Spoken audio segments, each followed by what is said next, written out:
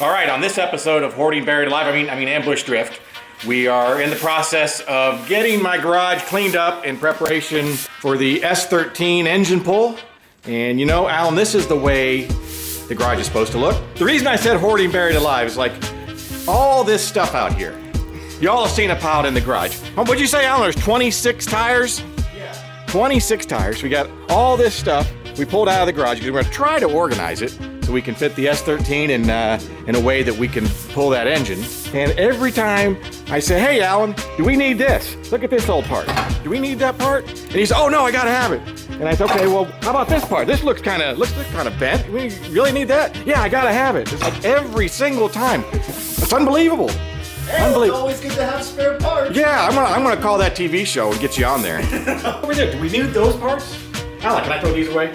You gonna freak out? You're gonna go into meltdown mode? Well, I mean, that is the old clutch. We technically don't need that, but that flywheel could be used for something. Oh yeah, a boat anchor? We don't have a boat anymore. You want to keep this one for sure because this could be re-padded. So seriously, I can throw this away? But yeah, you could throw those away. Wow, what a breakthrough. What a breakthrough. There's hope for you, maybe. Now let's talk about those parts right there. Do you really need those 4-lug hubs? I mean, seriously. Well, you pulled them off the your S14 last year. Obviously, you pulled them off because you didn't want them because 5 lugs are better. So somebody's going to say, I think I'd like to have some 4 lugs. Maybe not, but the knuckle would be good to have just in case anything happens. And what are you going to do with the knuckle? I don't know. Okay, I thought there was hope for you. I guess not.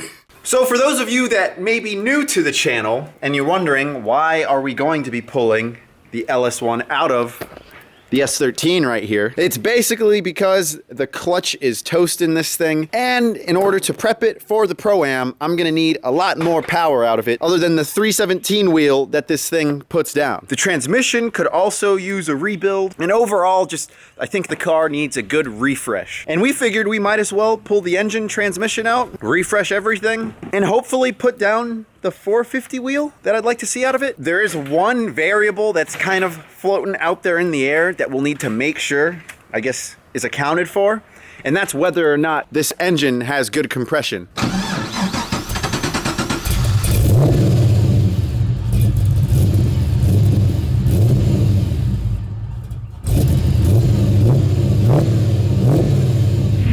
So basically the biggest issue with the car right now is the fact that the clutch will slip in basically second gear and any gear higher.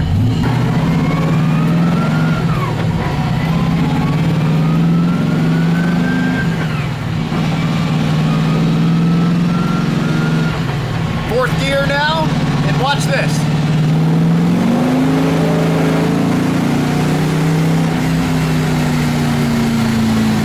Basically didn't accelerate at all. Now Taylor Ray did do a review on this car, and with the camera that he had mounted to the side of his door where you could see the front wheel, a lot of you were basically roasting the car with how bad I had wheel wobble. And that is basically all due to the fact that I have so much play in the steering wheel. Look. And I'm still driving straight, moving it this much. Now, having that much play in the steering wheel is basically all attributed to the steering shaft bushing that gets fed into the rack. And I've had a lot of people reach out to me and tell me I just need to replace that bushing with something solid or Delrin. And see, to get to that bushing basically requires that you have the engine out of the car, at least with an LS swap. Now, as far as the rack itself, I know there's something wrong with that too, because on each end of the shaft, if you grab onto it, you have a decent amount of deflection in it. So I went ahead and ordered a new steering rack from the Rack Doctor. That's what basically all of my friends had recommended going through. So it is a remanufactured rack, but it's one of, I think, the best quality remanufactured racks you can get.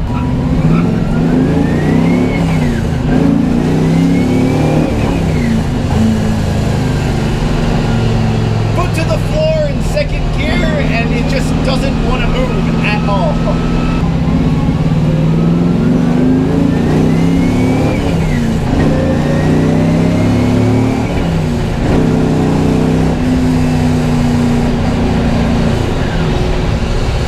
Oh, the smell of clutch, my favorite. Now I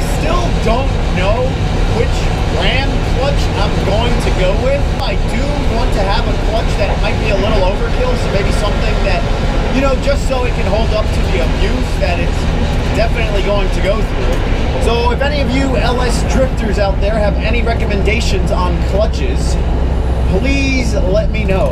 The clutch that's currently in this car is a Z06 clutch from the C5 Corvette. It has a very nice OEM feel, but just doesn't hold up to the abuse at all. And when I drifted this thing at Grid Life, I couldn't even use 4th gear because with that much torque going down one of the straights, it would just start slipping. And that's when I knew I had a problem.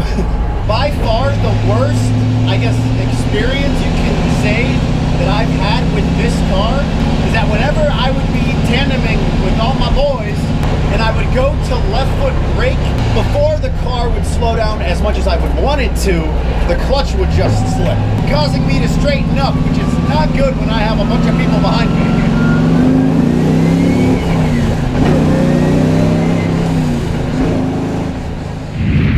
And there you have it. The garage is pretty much organized. I think we did a really good job making enough space. The question is, how long can we keep it this way? Yeah, I don't know. I hope when you organize the tires, you made it to where the tires you're going to be using for the drift events with your FRS are going to be on the top. On the top? Yep. All right, good deal. You thought about it. Good deal. But yeah, we figured we might as well park the S13 caddy corner in the garage just to give us enough space up front to take the engine in and out and move it all around. What is it, the hokey pokey? Yeah, you take the engine out and you move it all around. I think we're going to be doing a lot of put it on, take it off, put it on, take it off. That's what it's all about. First thing we're going to do is just compression test this bad boy to see how much life he has left in him. Or her. Probably her. Her's better. I just need to make sure that I pull the fuel pump fuse. I got to get in the car and underneath it to actually get to the fuse box because that was rerouted by the previous owner. So I'll do that real quick and start her up and let her run until there's no more fuel in the lines. We're ready to go. Cylinder 2, which is the front right? Passenger, front passenger. Front passenger. Okay. We are going to keep track of all of the numbers from each of the cylinders right up here, and that will get filled out shortly.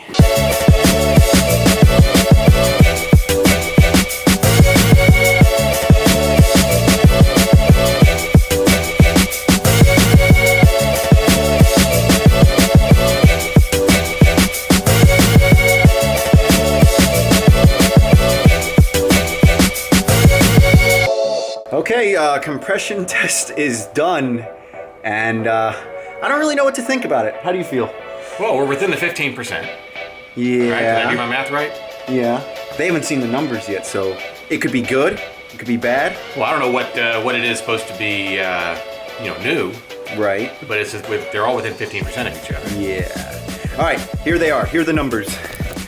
Across all the cylinders, our lowest being 130 and our highest being 150. But the question is if the engine was new, not necessarily the range, but what do you typically get for a compression on an LS1? Yeah. I Googled it and, people were saying 180 to 190. So new? That's what it should be. Okay. So I don't know. I just did a quick one on my phone. I didn't do a lot of research. So I guess there you have it. That's the compression test on the car. Now we gotta make a decision.